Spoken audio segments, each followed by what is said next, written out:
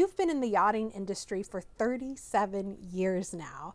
What's the biggest advancement that you've seen in recent years that's been the most overdue? Our TV shows open the doors for women in yachting more so than it ever has been.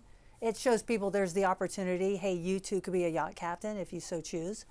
Or you could work as an engineer or be a yacht broker, whatever it is. But Bravo did that for every one of those viewers, which is really great. You and Aisha have really become a dream team over the years. What's been your favorite part of working with her?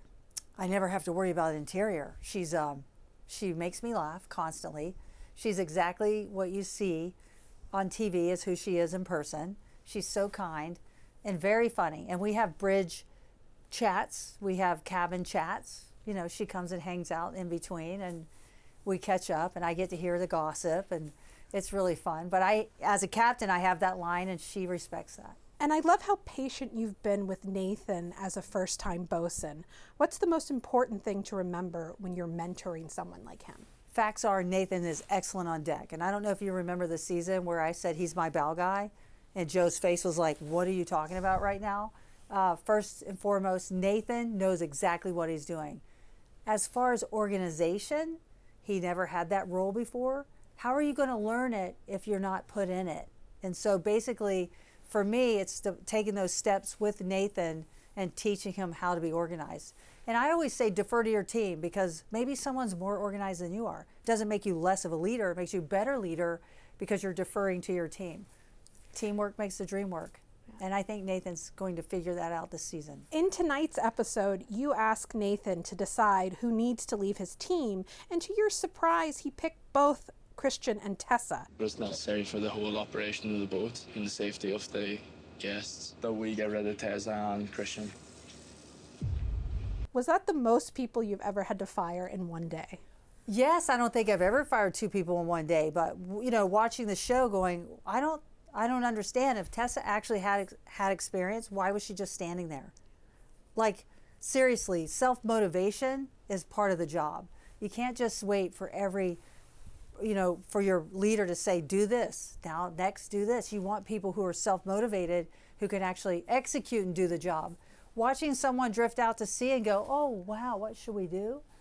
That's kind of scary. And you said something to him that really stuck out to me.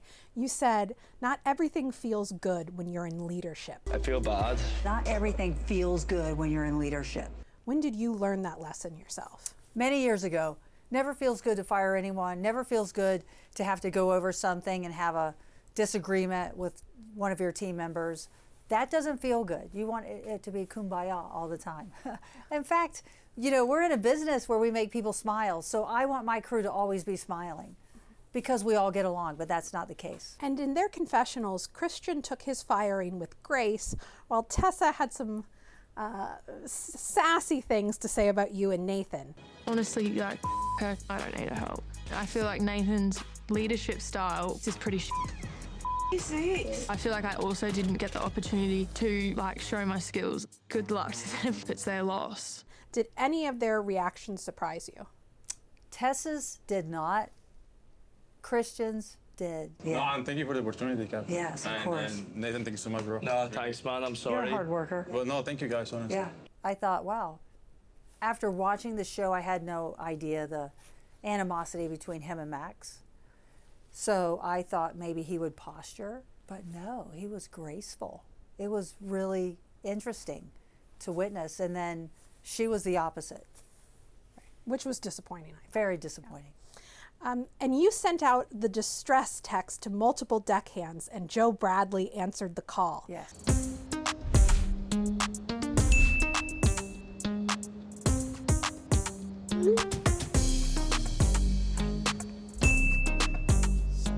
Oh, man. Oh, thank God. Can you tell me who else you asked, or would you prefer to keep that a mystery? Joao, you know, like for me, it's like I would love to have the team back, like Luca, like any of them. However, Joe was great, and he has a great working relationship with 2 of the crew members that are already on there, so he's a perfect fit. I was thrilled to see him come back. How did he improve on deck since the last time you worked with him? Like night and day, because Joe continued to work in the industry.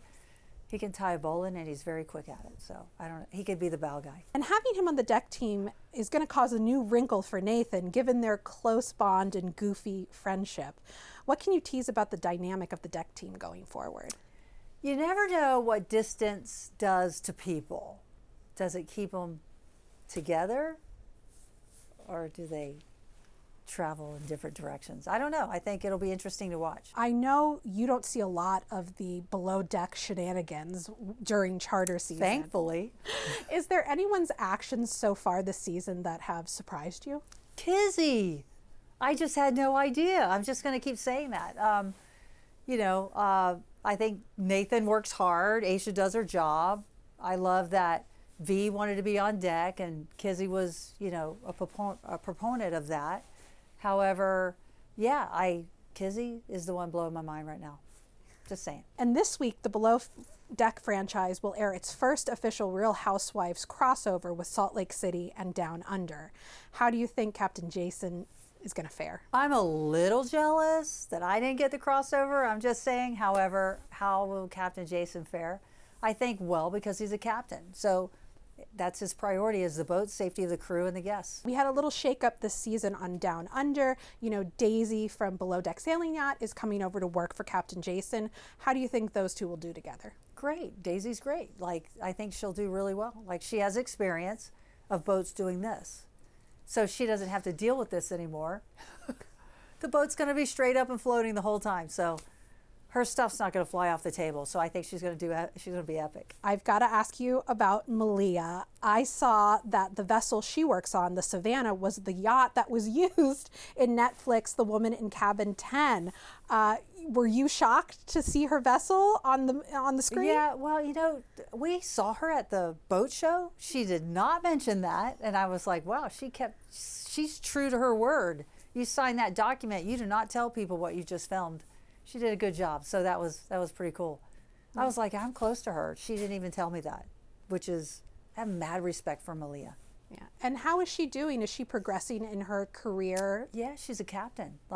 So you become a captain, but then you need the opportunity to drive someone's boat, and that takes a while. Obviously, everyone knows that you and Hannah are back on good terms. What's been the best part about reconnecting with her? We got to find out what each other was feeling and thinking and heard, and we just sorted it out and realized that, we actually had a lot of great moments while filming that wasn't on camera.